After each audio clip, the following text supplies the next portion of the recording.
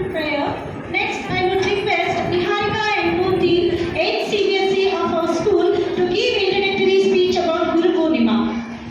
ಮುಖ್ಯೋಪಾಧ್ಯಾಯರೇ, ಗೌರವಾನ್ವಿತ ಶಿಕ್ಷಕರೇ ಹಾಗೂ ನನ್ನ ಪ್ರೀತಿಯ ಸಹೋದರ ಸಹೋದರಿಯರು ಹಾಗೂ ಪೋಷಕರಿಗೂ ನನ್ನ ನಮಸ್ಕಾರಗಳು. ನನ್ನ ಹೆಸರು ನಿಹಾರಿಕಾ. ನಾನು 8ನೇ ತರಗತಿ ಎ ವಿಭಾಗದಲ್ಲಿ ಓದುತ್ತಿದ್ದೇನೆ.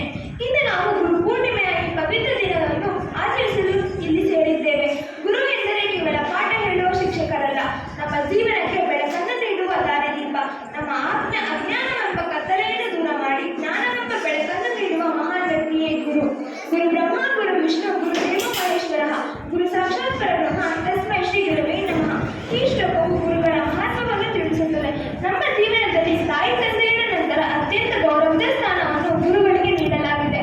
ಅವರು ನಮಗೆ ಕೇವಲ ಪುಸ್ತಕದ ಜ್ಞಾನವಷ್ಟೇ ಅಲ್ಲ, ಉತ್ತಮ ಸಂಸ್ಕಾರ, ಶಿಸ್ತು, ಪ್ರಾಮಾಣಿಕತೆ ಹಾಗೂ ಮಾನವೀಯ ಮೌಲ್ಯಗಳನ್ನು ಕಲಿಸುತ್ತಾರೆ. ಗುರು ಪೂರ್ಣಿಮೆಯನ್ನು ಮಹರ್ಷಿ ವೇದವ್ಯಾಸರ ಜನ್ಮದಿನದ ಸ್ಮರಣಾರ್ಥವಾಗಿ ಆಚರಿಸಲಾಗುತ್ತದೆ. ಅವರು ವೇದಗಳನ್ನು ಸಂಗ್ರಹಿಸಿ ಮಹಾಭಾರತ ಹಾಗೂ ಅನೇಕ ಪುರಾಣಗಳನ್ನು ರಚಿಸಿ ಭಾರತೀಯ ಸಂಸ್ಕೃತಿಗೆ ಅಪಾರ ಕೊಡುಗೆ ನೀಡಿದ್ದಾರೆ. ಆದ್ದರಿಂದ ಈ ದಿನವನ್ನು ವ್ಯಾಸ ಪೂರ್ಣಿಮೆ ಎಂದು ಕರೆಯುತ್ತಾರೆ. ತಾಯಿ ನಮಗೆ ಜನ್ಮ ನೀಡುತ್ತಾರೆ, ತಂದೆ ಬದುಕಲು ಕಲಿಸುತ್ತಾರೆ, ಆದರೆ ಗುರು ಬದುಕನ್ನು ಅರ್ಥಪೂರ್ಣವಾಗಿ ಬದುಕಲು ಕಲಿಸುತ್ತಾರೆ. ಆದ್ದರಿಂದಲೇ ಭಾರತೀಯ ಸಂಸ್ಕೃತಿ